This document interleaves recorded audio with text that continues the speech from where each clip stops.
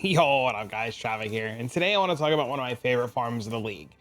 A lot of people have been messaging me asking me how to farm blighted maps and is blight in map really good, and well, I wanted to do a couple of videos about blighted maps. So first and foremost, let's start at the absolute ground basics before we jump into crazy Titanic blight. Blight is a really cool mechanic that really benefits from a couple of different things. Blight can either benefit from farming things like extra blighted maps, which we get from the nodes up here, and it gives us more blighted maps. And blight can benefit from other things like salvaging towers that we can get down here, which is also really good. And blight just has this very unique ability based on the Atlas tree to allow us to do all kinds of really cool things that we normally wouldn't think that would be very good to do or that we would want to do. So we're going to start today on the very basics and beginnings. We're going to give you the rundown of blight and how to farm blight. And then in the next couple of videos, we'll talk about more in-depth Titanic farming and blight on different maps. Today's video, like I mentioned, is going to focus on two very important things. One, we're going to be focusing on our salvaging towers and what salvaging towers do and exactly how they work.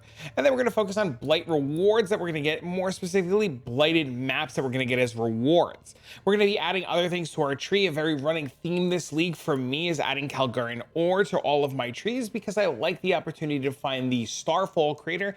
But that is a secondary thing that'll come with our blight as we go on. And I also realized that I need to name this blight so that I don't forget. Our tree, very straightforward and very simple. We're going to be taking every single node that says blight except Cassio's Pride because we're a little bit later in the league. We don't need Cassio's Pride to help us out, but we're going to be taking every other blight node as they're all really good. Then you as the player get to decide on if you want the blue side or the red side, and you could take the appropriate blue or red side. I love blue side and the opportunity to possibly see a divine altar. We're going to take a couple of scarab nodes here and there as we're killing some scarab monsters. Ideally, I would like to try to figure out and fit in this one because we're going to be seeing a lot of blight bosses, but we'll work on the tree in a little bit. And then we're going to be taking some of the Calgarian nodes to give us opportunity to look at more Calgarian nodes. We're going to be taking every map effect modifier to increase the effects of our maps to give us more juice. We're going to be running toxic sewers. We're going to be chiseling our maps and alking them. We're doing toxic sewers because toxic sewers is a very locked in indoor map that provides us with a couple of things. But let's hop into the map and then I'll showcase what toxic sewers is and what's going on. We're going to be using two very specific scarabs for this. We're going to be using the Blight Scarab of Blooming. This one's not too crazy expensive. They're about 10 C a scarab. They give us the opportunity to see Blight Ravaged maps, and originally they were bugged. I believe they're working now, so they're really good and we want to keep using them. Sometimes they're a little sketch, sometimes they work really good, but Blight Ravaged maps are a great thing that we want to farm and sell to players. And we're going to be using Calgarian deposits to see more Calgarian ore. Now, note on your Atlas tree, we do not take singular focus in this farm at all, period, ever. We do not take any of the favorite or non-favorite map ones. They will delete and eat your blighted maps. Do not take them. But let's go jump into a map. We're not going to be choosing anything on the Atlas device. We don't care about anything on the Atlas device as we're not doing any other of these farms that would be affected by anything else. We throw in our map, we make sure we're on the right thing, and we go and run our map.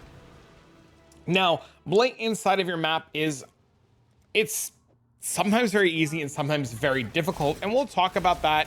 Let's find our blight and locate it and see what's going on. Let's just actually take a peek at this guy. One of these days, one of these guys is going to have a mirror for me or a mage blood or something really awesome. We can, pray and hope and dream. But we're going to pop around, check the ore, not a Starfall crater. We're sad. And we're just going to take a look really quick for our blight. Now, we found our blight. Let's double, triple check this, that there's nothing that we want there. And here's what we're going to do. When we find our blight, and the reason I had mentioned that we do it on these nice indoor maps is when I click this blight mechanic, she's going to spawn lanes for tower defense. Blighted maps will only come from blight oil chests. Every time you click on a blight, you are guaranteed at least one lane to have blighted rewards. So as long as we do these nice tight indoor layouts, we give ourselves the best opportunity to get single lanes. And if one lane is one lane, then all that lane has to be blighted rewards, and all those blighted rewards mean more looks at maps. So that's why we do our indoor maps. We do want to make sure while doing our maps that we do take the node immune response. This gives us 50% more non-unique monsters. All the mobs spawn a lot faster. This makes our event go nice and quick and we don't have to worry too much. This node at the beginning of the league is very overwhelming for a lot of players. A lot of players just get overrun, they die, they don't know what to do. If you're a little bit on the weaker side, take this node off. We also want to make sure that we anoint our rings. Usually for blighted maps, we go with the Chilling Towers freeze and the Meteor Towers burn. While you're doing blighted maps, that's really good. While you're in map or blight inside of maps, like we're at a blight encounter right now, you might want to change up the Meteor Tower burn one, maybe to empower towering effect or a more damage node. Meteor Tower burn is still really good, but sometimes you just don't get enough towers to really take advantage of it. But let's hit the blight and see what's going on. You can see we get a lot of reward tiles. Unfortunately, we didn't get the one laner, but everything comes down to this little lane right here. So we're gonna build ourselves a nice empowering tower. We're gonna build a nice seismic tower, a nice one of these, and we're gonna build this, and we're just gonna start the event and see how this goes. And hopefully this goes nice and smooth. Our character right now is very strong. We're able to handle blights very, very, very well. There shouldn't be a whole lot of issues. And if there is, well, then we just kind of cry about it. One tip that I like to tell players is to always open a map portal by the start of your blight. You can see we're already starting to get overrun over here. There's so many mobs already spawning. This guy's already jumping all over the place, and you know we gotta get this a little bit under control pretty quickly. Now, the reason why we put this portal here is on the off chance you die and you portal to town. The faster that you portal to town, the faster that this event will pause. You can see right away we're just getting completely overrun. And this is why farming blight in map requires a little bit of a stronger character. And on League Start, I really encourage players to do blighted maps versus these maps, as like I said, you can get completely overrun. Now you're gonna notice I'm building a whole bunch of different towers here, both for two reasons. One, I need to make sure that I take control of the map that's going on. And two, I want to take advantage of salvaging towers and the nodes salvaging towers. A lot of people don't like this node. I really like this node a lot. I think this node is really good. It says blight towers in your maps can be salvaged after the blight encounter. Higher tiered towers grant better salvage rewards. Salvage rewards are improved for each different tower type build. So ideally at close to the end of the map, you want to upgrade all of your towers to get more towers to salvage. And then you're going to get some cool stuff. The blight encounter drops a lot of loot. Like a lot of loot. And this is why I'm saying in future videos, we're going to talk about Titanic Scarabs and tier 16 5s, because we really want to take advantage of this loot explosion and scale it to the moon. Now, these are your salvaging towers, and you see sometimes they don't drop a whole lot of stuff, and sometimes they drop a little bit of stuff. I've seen people get mirrors from this. I've seen people get really high ticket items from this. I've personally gotten Divines and Valdo boxes many times before. There's a 25% quality axe, and you can get some really cool stuff out of these. And then these are your reward chests that you're going to get. Now, normally I wouldn't yap as much, and you would have this blight reach, and this blight reach says that mobs would drop maps, would drop blighted maps instead. And you would usually like do your blight encounter, sprint all around the map, blow up your map, try to get some more blighted maps, but we're not going to focus on that. We're just going to let our blighted reach run out because we're talking about the rewards. Now, these are your blighted reward tiles, and as I click these, you'll see I did indeed get one Blight Ravaged map out of this, and that makes it completely worth it. This Blight Ravaged map at the current moment is about 20C, pays for the map plus a little bit of profit, and then everything else inside of our map becomes profit. You could choose to run the rest of the map, or you can go next. I personally like going next. Now, Blight's really awkward, right? Sometimes you'll get one map, sometimes you'll get 20 maps, sometimes you'll get 5 maps, sometimes you get 10 maps. You know, things it's random, it's hard, you don't know what's gonna go on. You know, it's just one of those things. And like, there are a bunch of different maps. Some people like waste pools, some people like toxic sewers, some people like wide open maps like Jungle Valley, depending on what they're farming. And you know, it's really encouraged to try a bunch of different maps and find what you like. If you're going to only be farming blighted maps, these indoor layouts will be king.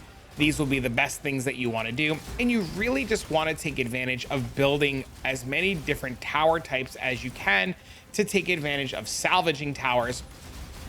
And one thing in testing that I haven't been able to fully prove, but I think works the way I think it works, is that your tier 3 towers are a specific tower type. And then when you upgrade those towers to tier 4, they are a different tower type. So there's like a whole lot. Oh my God, dude, we are getting overrun. Oh my God, Blight is breaking my game. GGG bullies, what is going on right now? I beg, fix, I beg, fix. I know there's some other Blight farmers in here that going, yes, feel my pain. I know Guitar Holic was telling me about this earlier in the league, and I didn't have it as bad as he did.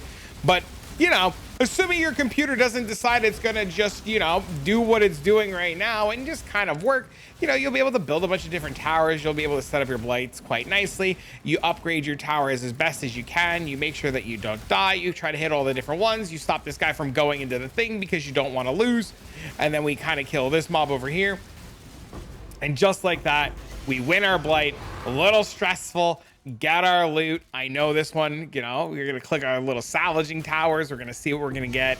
Nice little hubris circlet. We're going to do some stuff over here. We got a whole bunch of blight rewards there we'll look at. We got some more salvaging towers over here. We're going to click on this one and this one over here. And then, you know, depending on how lucky you get, you'll get a bunch of stuff or you won't get a bunch of stuff. Depending on if you want to race all around the map and take advantage of blight reach, you'll get a bunch of stuff. You know, there's just options. It's a very chill, simple farm. It's usually really good to just farm a bunch of blighted maps. You see, we got a bunch of ravaged maps here, which was really nice. We got a bunch of oils. Oils are really weird. Sometimes oil prices are to the moon, sometimes they're not. And it's just a cool, fun farm that can make you a lot of currency if you do it fast, you do it efficient, you're in and out of maps, you blow things up, you don't really stress. Now, as far as oils go, oils are really weird. Sometimes oils are really expensive, sometimes oils are really, really, really cheap. I've seen the other day, black oils get as high as 20C each. They're about 5C right now. We're pretty deep in the league. Red oils are about 2C each. So I would convert all of my oils up until red, and I wouldn't go past red, and I would sell all the oils. Now, things like tainted oils, these only come from corrupted maps. You can get these from corrupting your maps. You do want to corrupt your maps if your build can handle doing corrupted maps. I don't corrupt all of my maps and doing regular blighted maps. I don't want to stress too much. I don't want to brick a bunch of maps, but that is something that you can do. Your gold oils come from tier 13 or better, so you can run the opportunity of seeing a lot of gold oils. That's really cool. And there's a lot of ways to improve this. You see, I farmed 3 Blight Ravaged maps. I can now go run my own Blight Ravaged maps. We're going to do a video about Blight Ravaged maps in the future, talking about the proper oils. But if you're listening and you're curious from now, it's 2 opal, 2 black, 2 silver, and 3 whatever you want to your heart's content. But we'll talk about that more in depth in a future video. Now, Blight in itself is really cool. You can indeed sell these maps in bulk. A lot of people don't realize this. But if you come on over to the Path of Exile website and you hit search items, and then you come over to the bulk exchange, you come down over here to the blighted map section, there is indeed a section to sell blighted maps. So like if I had a whole bunch of tier 16s, then I hit divine, I could see that tier 16s sell for about 6 to a div. And that's pretty good.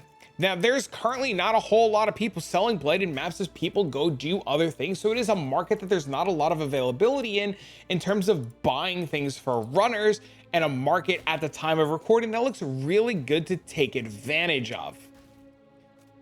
This is one of those moments where I'm like, I should probably stop recording and go farm this and then, you know, enjoy the benefits. But Blight in itself, like I had mentioned, a lot of people don't really farm a lot of blighted maps. They're doing other things. 16.5s are a thing now. You know, tier 17s are things that a lot of people just kind of overlook. Some very super simple, easy, down-to-earth farm. You know, we did that last map, and 3 of our maps turned into Blight Ravaged maps. Like, you're talking about 60C a map for a 10C investment, 50C for that map. We were in and out of that map in 2.5 minutes, and we really didn't even think. And that wasn't even on the higher end of things. And we got a bunch of black oils, a bunch of red oils, and it's just all extra currency that we put in our pocket. So it's just something I want to leave you guys to think about. Now, there are videos going around. You can do some research. Titanic Blight sounds like it is absolutely cracked out of its mind. You are going to need a really good build for that. And I do plan on doing that in the next couple of days and checking it out. But I did want to get this video out to you to start the basics of Blight and bring it down to earth so you guys have an idea of what's going on. But if you have other cool farming strategies you want me to try, or things that I didn't talk about, or something you'd want me to elaborate more on, please leave a comment down below. You guys can stop by the live stream. I'm live all the time on Twitch and YouTube. You can come stop by the Discord and leave a message in the POE channels in the Discord. I'm pretty active in the Discord. I check the Discord all the time. Or if you want to share a really cool farming strategy and you just want to post it down below, or something I can go try out and talk about, I'd love to hear your ideas on what you guys are doing. But for now, friends, I'll leave this video to you guys, and I'll see you all in the next one.